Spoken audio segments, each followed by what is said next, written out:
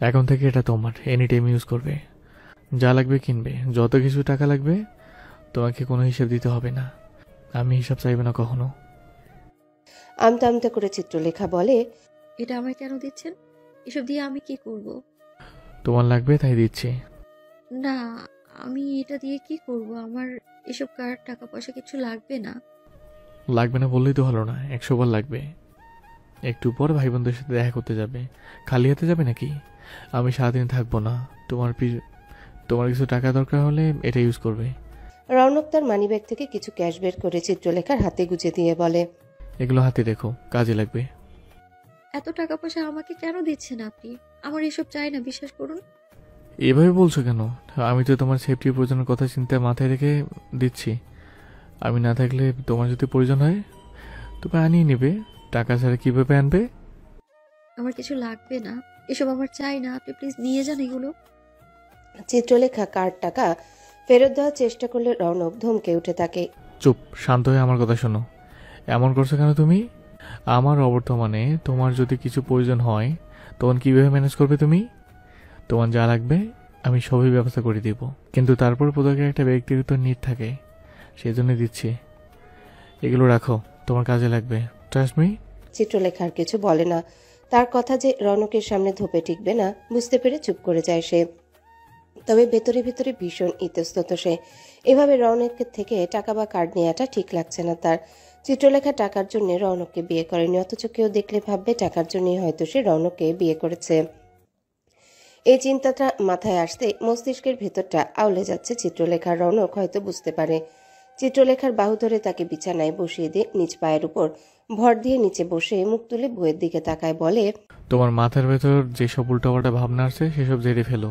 কে কি বললো, কে কি ভাববে, এইসবে আমার কিচ্ছু যায় আসে না। আমার জন্য শুধু তুমি ম্যাটার করো, তোমার ভালো থাকা ম্যাটার করে আমার। সো সব ভুলে যাও।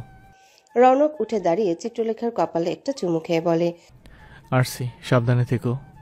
বেরিয়ে যেতে নিয়ে থেমে গিয়ে আচমকায় চিত্রলেখাকে জড়িয়ে ধরে রৌনক। এমন কাণ্ডে অবাক হয় চিত্রলেখা। দম বন্ধ হয়ে আসতে চায় তার। রৌনক চিত্রলেখার কানে বিড়বিড় করে কার্ডের পিন বলে দিয়ে আরো বলে, পিন ছাড়া কার্ড ইউজ করবে কিভাবে? আসছি, নিজের খেয়াল রাখো বউ। ফিয়ামানিল্লাহ। বলেই ওখানে দাঁড়িয়ে রয় চিত্রলেখা। নিজের হাতে থাকা রৌনকের দিয়ে যাওয়া কার্ড ও টাকার দিকে তাকিয়ে থাকে। সেই সঙ্গে রৌনকের দিয়ে যাওয়া দলিলগুলোতে আরেকবার চোখ বুলায়। খালুর বাড়িটা চিত্রলেখার নামে কিনে নিয়েছে রৌনক, এগুলো সেই বাড়ির দলিল। এখানে স্পষ্ট করে লেখা আছে রায়বাজারের ওই একতলা বাড়িটার মালিকানা এখন থেকে চিত্রলেখার। রৌনক কখন এসব করেছে খুনাক্ষরেও কিছুই টের পায়নি সে। তাছাড়া চিত্রলেখা বাড়ি কেনার কথা কিছু বলেওনি তাকে। রৌনক যেমন কিছু করবে ভাবতেই পারেনি চিত্রলেখা। মস্তিষ্কের ভেতর সব কেমন তালগোল পাকিয়ে আসছে তার। কনফিউজড হয়ে যাচ্ছে চিত্রলেখা। জীবন সহজ হচ্ছে না কঠিন কিছুই বুঝতে পারছে না। মনে হচ্ছে রৌনক নামক একটা গোলক ধাঁধায় আটকে আছে সে। চারিদিকে কেবল অর্থবিত্ত নামের প্রাচুর্যে ঘেরা। সকাল সকাল রিপার ফোন পেয়ে হন্তদন্ত হয়ে ছুটে এসেছে লিখন। কি হয়েছে কে জানে। সকাল সকাল ফোন দিয়ে রিপা জানায় সে লিখনদের এলাকাতে আছে। লিখন যেন চটজলদি তৈরি হয়ে বেরিয়ে আসে। গতকাল রাতেও দেখা হয়েছে ওদের। হঠাৎ কি হলো যে এই জরুরি তলব? সময় বিলম্ব না করে কোনো রকমে তৈরি হয়ে নিয়েই আজ বেরিয়ে পড়ে লিখন। এমনকি সকালে নাস্তাটাও খায়নি। জরুরি কাজ আছে বলে খালি মুখে বেরিয়ে পড়েছে, অথচ চিত্রলেখা থাকলে এই কাজ করতে পারত না লিখন। যত জরুরি কাজই থাকুক না কেন নাস্তা করে বের হওয়া লাগতো তার। নাস্তা না করে বের হবার মতো দুঃসাহস লিখনও করতে পারত না চিত্রলেখার উপস্থিতিতে। মানুষের উপস্থিতি এমনই জিনিস, একজন মানুষের থাকা না থাকায় অনেক কিছু বদলে যায়, অনেকগুলো জীবন বদলে যায়। বদলে যায় জীবনের গল্পগুলো, ঠিক বদলে যায় না নতুন মোড়ে সংযোগ ঘটে জীবনে। রিপার সামনে এসে দাঁড়িয়ে হাঁপাতে লাগে লিখন। বলা যায় এক প্রকার দৌড়েই এসেছে সে। লিখনকে হাঁপাতে দেখে নিজের ব্যাগ থেকে পানির বোতল বের করে এগিয়ে দিয়ে রিপা জিজ্ঞাসা করে, তুমি কি দৌড়ে আসছো নাকি? হাঁপাতে হাঁপাতে লিখন জবাব দেয়, কেন? তুমি দাঁড়াই আসছো কেন? আমি দাঁড়িয়ে আছি তো কি হয়েছে? আমাকে কি ছেলে ধরা তুলে নিয়ে যাবে যে তোমাকে দৌড়ে আসতে হবে? লিখন আর জবাব করে না, পানি খেয়ে গলা ভিজিয়ে নেয়।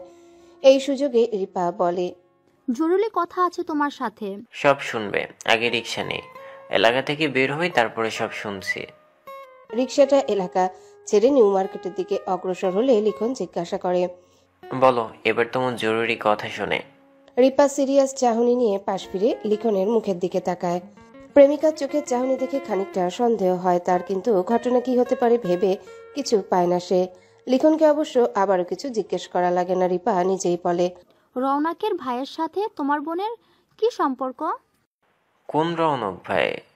তার সাথে আমার বোন কেন কোনো সম্পর্কে থাকতে যাবে? সম্পর্ক তো অবশ্যই আছে। সম্পর্ক না থাকলে কি কেউ হুট করে এভাবে বিয়ে করে নেয়? বিয়ে? লিখনের বুঝতে একটু সময় লাগে। রিপা রৌনক জামান তথা চিত্রলেখার বরের কথা বলছে। ও আচ্ছা, তুমি আপার বস মানে জামান গ্রুপের সিও রৌনক জামানের কথা বলছো? তো আর কার কথা বলবো? তোমার বোনের তো তার সাথে বিয়ে হয়েছে। হ্যাঁ, কিন্তু তুমি তাকে কিভাবে চিনো? আমার বাবা ব্যবসায়িক সূত্রে জামান ভাইয়ের গ্রুপের সাথে আছে।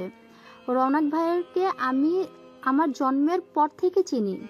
গতকাল ভাইয়া তার ফেসবুক আইডিতে ম্যারিড স্ট্যাটাস দিয়েছে। তোমার সাথে দেখা করে বাসায় যাওয়ার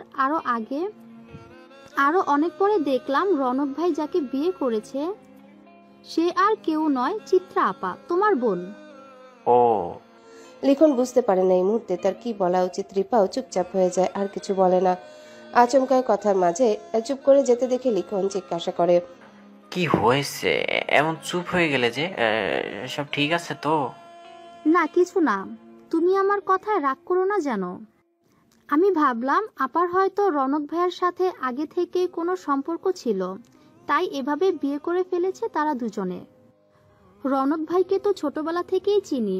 এভাবে হুটহাট বিয়ে করে ফেলার মতো মানুষ সে নয়, তাই খানিকটা খটকা লেগেছে। সেই কৌতূহল থেকে ছুটে এলাম জানতে। তুমি রাগ করনি তো? না। এই প্রসঙ্গে তারা কেউ আর কথা বাড়ায় না, তবে মনে মনে রিপা খানিকটা বিচলিত। চিত্রলেখার জন্য খানিকটা চিন্তাও হয় তার। রৌনকদের বাড়ির কারো কথা ভাবছে না সেই মুহূর্তে, বরং তার মস্তিষ্ক জুড়ে আছে সাবা। নিজের আপন মায়ের পেটের বোনকে রিপা চিনে। সাবা যে এত সহজে রৌনকের পিছু ছাড়বে না তা রিপার অজানা নয়।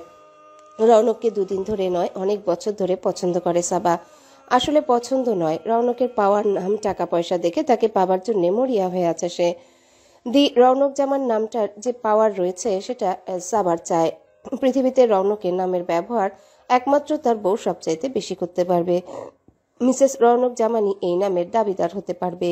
এই নাম, ফেম আর পাওয়ারের ভীষণ লোভ সবার।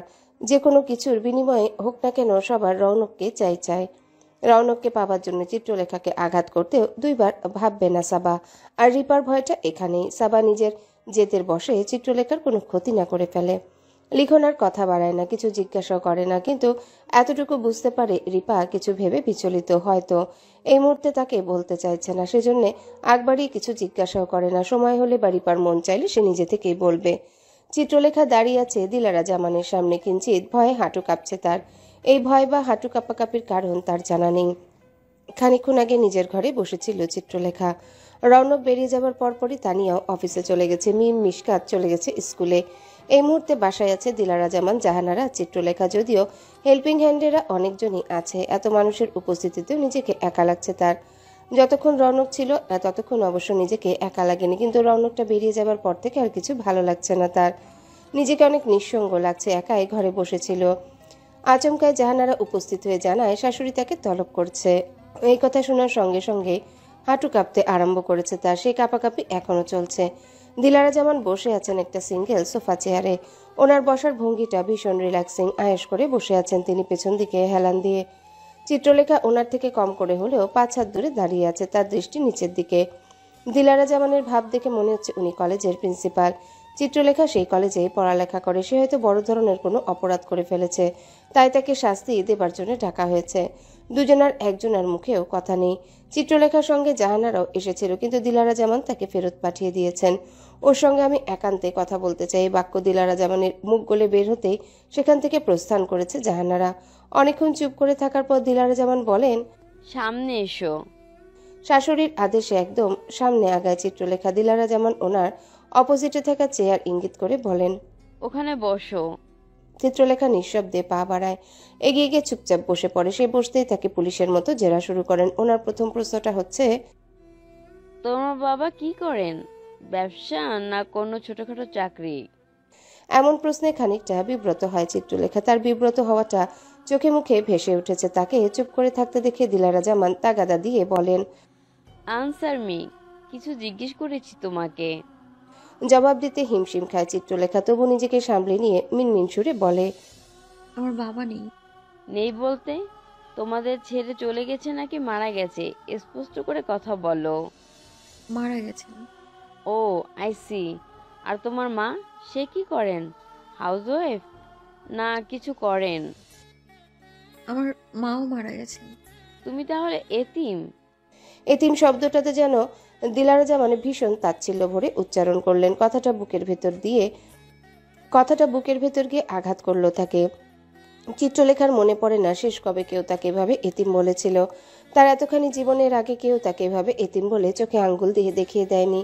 খালা কোনোদিনও বলা তো দূরের কথা, বুঝতেও দেয়নি ওরা এতিম। চিত্রলেখার চোখ ভার হয়ে আসতে চাইল।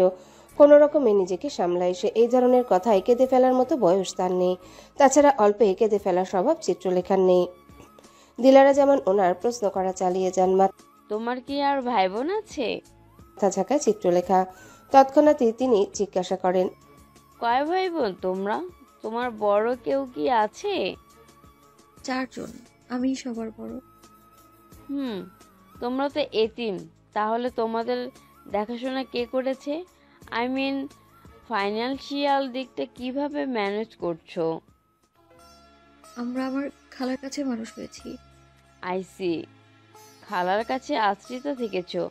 আমার ছেলের রুচির এত অধপতন কবে হলো? দাঁতে দাঁত চেপে বসে থাকে চিত্রলেখা। জীবনে অনেকবার তাকে এতিম শব্দটা শুনতে হয়েছে, এতে অবশ্য তার আপত্তি নেই, কিন্তু আশ্রিতা শব্দটা কখনো শুনতে হয়নি তাকে, আজই প্রথম। কারো মুখ থেকে শুনতে যে এই শব্দটা ধারালো অস্ত্রের চাইতেও বেশি আঘাত করতে পারে তা জানা ছিল না চিত্রলেখার। আজই প্রথম টের পেল কি ধারালোই একটা শব্দ বুকের ভেতরটা ক্ষতবিক্ষত করে ফেলতে সক্ষম। চিত্রলেখার কানে আশ্রিতা শব্দটাকে পৃথিবীর সবচাইতে জঘন্য শোনাচ্ছে। মনে হচ্ছে এর আগে কেউ তাকে এমন জঘন্য কথা বলেনি। গা কাঁপুনি দিয়ে কান্না আসতে চাইছে তার, কিন্তু চিত্রলেখা কাঁদবে না। তাকে দুঃখ দেওয়া সহজ হলেও কাঁদানো ভীষণ কঠিন। রৌনকের সঙ্গে তোমার পরিচয় হলো কিভাবে? কতদিনের পরিচয় তোমাদের? আমি ওনার কোম্পানিতে চাকরি করতাম। কি বললে তুমি? তুমি আমাদের কোম্পানির এমপ্লয়ি? দিলারা যেমনকে দেখে বোঝা যাচ্ছে উনি অবাক হয়েছে চিত্রলেখার পরিচয় শুনে। অবাক হওয়া সুরেই বলেন, ও মাই গুডনেস। এক মুহূর্ত থেমে তিনি আরো বলেন, দেখো মেয়ে, আমি এত ঘুরিয়ে পেঁচিয়ে কথা বলতে পারবো না, তাই সরাসরি বলছি। তুমি যদি টাকা পয়সার লোভে আমার ছেলেকে ফাঁসিয়ে থাকো তাহলে আমাকে বলতে পারো। আমি বুঝতে পারছি তোমার পারিবারিক অবস্থা ভালো নয়, অভাবে বড় হয়েছো। ভাই বোনদের মধ্যে তুমি সবার বড়, সো ছোটদের দায়িত্ব তোমার উপর। আমি বুঝি 20-30 হাজার টাকার বেতন দিয়ে এতগুলো মানুষের পেট চালানোটা কষ্টকরই বটে। তাই হয়তো ভেবেছো পয়সাওয়ালা কাউকে ফাঁসিয়ে নিতে পারলে এক নিমেষেই তোমার সব সমস্যার সমাধান হয়ে যাবে। অবশ্য ঠিকই ভেবেছো, আমি তোমাকে দোষ দিচ্ছি না, খারাপও বলছি না। বাবা মা মরা এতিম মেয়ে, তোমাকে তো ভালো মন্দ শেখানোর মানুষ ছিল না, তাই ভালোটা শিখতে পারোনি। যা করার করে ফেলেছো, ওসব নিয়ে আমি আর মাথা ঘামাচ্ছি না, বরং তোমাকে সুন্দর একটা অফার দিচ্ছি।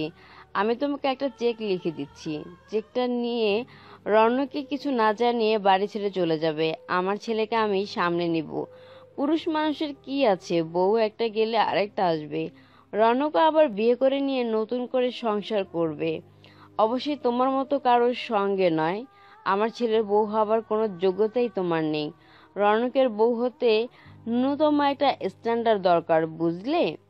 কবুল বললাম। বিয়ে হয়ে গেল আর বিয়ে হয়ে গেছে বলেই যে এই বিয়ে বয়ে বেড়াতে হবে এর কোনো মানে হয় না। তোমাকে তো আমার ছেলে অন্যদের সামনে প্রেজেন্টও করতে পারবে না। কেন যে আমার ছেলেটা তোমার মতো নাম পরিচয়হীন একটা মেয়েকে বিয়ে করতে গেল আমি বুঝতেই পারছি না।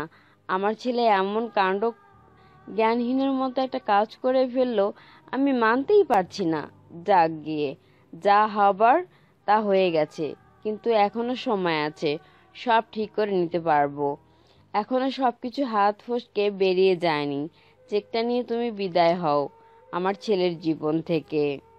ফস করে একটা দীর্ঘশ্বাস ছেড়ে দিলারা জামান আরো বলেন। চিত্রলেখা উঠে দাঁড়ালে দিলারা জামান বাধা দিয়ে আরো বলেন। উঠে গিয়ে ওনার বেডসাইড টেবিলে ড্রয়ার থেকে একটা চেক বই বের করে তাতে কিছু লিখেন। স্বাক্ষর করে চেকের পাতাটা ছিঁড়ে চিত্রলেখার দিকে বাড়িয়ে দিয়ে বলেন। চিত্রলেখার হাতের কাছে চেকটা ধরে রেখেছেন দিলারা জামান, তবুও হাতের মুঠ খুলে চেকের পাতাটা নিচ্ছে না দেখে এবারে তিনি জোর করে চেকটা চিত্রলেখার হাতে গুজে দিলেন আর বলেন। চিত্রলেখা যেমন নিঃশব্দে এসেছিল তেমনি নিঃশব্দেই বেরিয়ে গেল। দিলারা জামানের ঘরের দরজা দিয়ে বের হতে চিত্রলেখা জাহানারার মুখোমুখি পড়ে। চলে যেতে বলা হলেও রুমের বাইরে ঠিকই দাঁড়িয়েছিলেন তিনি। জাহানারাকে দেখে মুখে হাসি ফুটিয়ে তোলার চেষ্টা করে চিত্রলেখা, কিন্তু কোনো কথা হয় না তাদের। নিঃশব্দে হাত বাড়িয়ে চিত্রলেখার মাথায় আলতো হাত বুলিয়ে দেওয়ার চেষ্টা করেন তিনি। মেকি হেসে নিজেকে স্বাভাবিক দেখানোর চেষ্টা করে নিজের ঘরের দিকে অগ্রসর হয় চিত্রলেখা। রৌনকের ফেরার কথা ছিল সন্ধ্যা নাগাদ, কিন্তু তার ফিরতে ফিরতে রাত 9টা বেজে গেছে। বাসায় ফিরে সরাসরি নিজের ঘরে গিয়েছে সে বউকে দেখতে। চিত্রলেখাকে দেখার জন্য রীতিমতো চটফট লাগছে তার, একটু জড়িয়ে ধরার জন্য অস্থির অস্থির লাগছে। কিন্তু নিজের ঘরে আসতেই রৌনক দেখে চিত্রলেখা এখানে নেই, হয়তো বাথরুমে আছে। চিন্তা করে গায়ের কোটটা খুলে রাখে। পানি খাবার জন্য গ্লাস হাতে নিলে তার দৃষ্টি আটকায় গ্লাসের পাশে থাকা একটা ভাঁজ করা কাগজে। রৌনক দেখেই বুঝতে পারে এটা কোনো সাধারণ কাগজে নয়। এই ধরনের কাগজের সঙ্গে পরিচিত সে। আচমকায় বুকের ভেতরটা মুচড়ে ওঠে তার। গ্লাসটা নামিয়ে রেখে কাগজটা হাতে নেয়। ভাঁজ খুলতেই দেখে একটা চেকের পাতা। স্বাক্ষর দেখে রৌনকের বুঝতে একটু অসুবিধা হয় না এই চেকটা কার। সময় ঘনায় কিন্তু তার চন্দ্রের দেখা মেলে না। খানিক সন্দেহ হয় রৌনকের। সে গিয়ে বাথরুমের দরজার নবে হাত ঘোরাতেই দরজাটা খুলে যায়। চিত্রলেখা এখানে নেই। বেরিয়ে এসে বারান্দায় ঢু মারে রৌনক, কিন্তু এখানেও নেই তার চন্দ্রলেখা। চেকের পাতা সহ নিচে নেমে আসে সে। ড্রয়িং রুমে তার সঙ্গে দেখা হয় জাহানারার। তাকে দেখে রৌনক জিজ্ঞাসা করে, চন্দ্র কোথায় খালা? ছোট বউ তো তার ঘরেই আছে।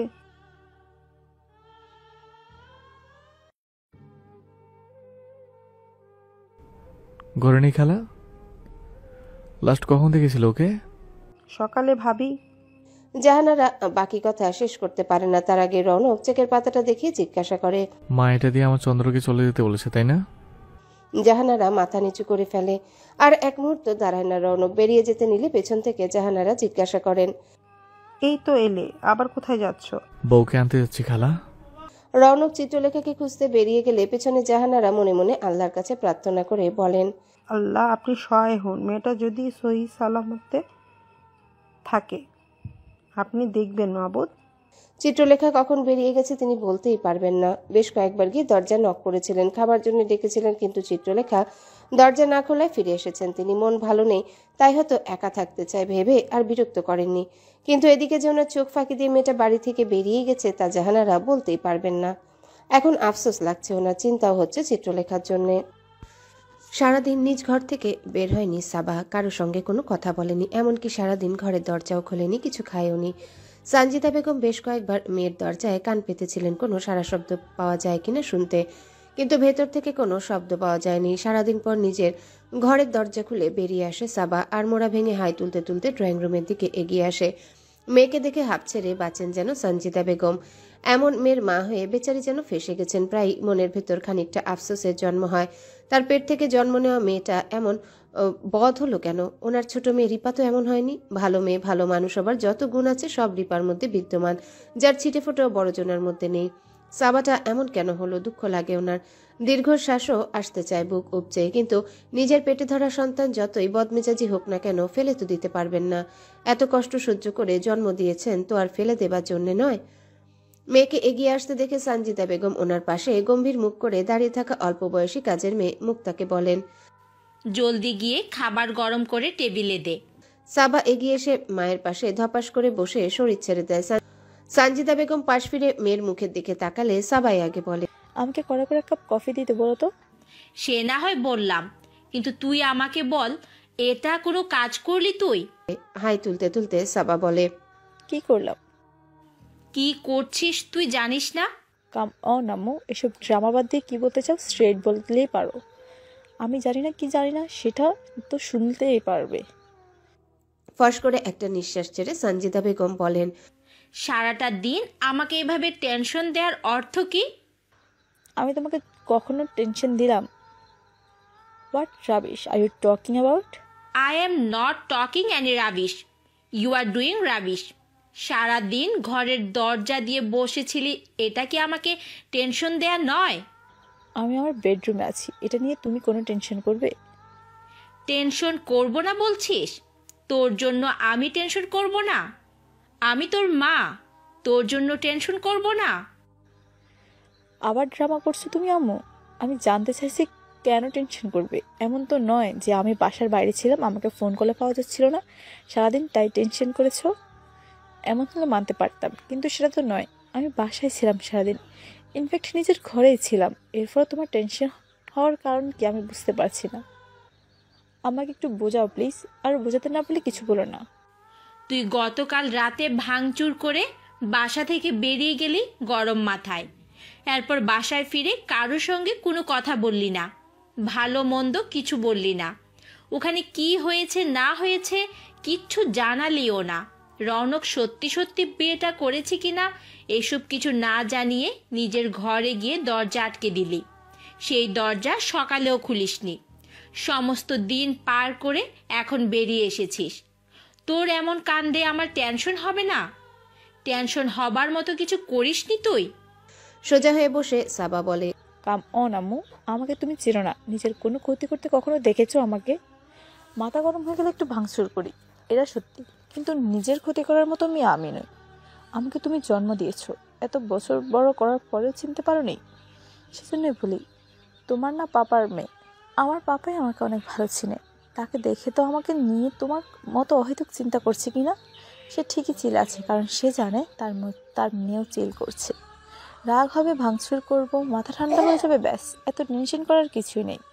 এত বেশি টেনশন করলে তুমি পাপার আগেই বুড়ো হয়ে যাবে, বুঝলে? তারপর তোমাকে আমার মা কম দাদি বেশি লাগবে দেখতে। সো তুমিও চিল করো। সানজিদা বেগম কিঞ্চিত রাগী দৃষ্টি করে মেয়ের দিকে তাকালে তার ওই তাকানোকে উপেক্ষা করে সাবা বলে,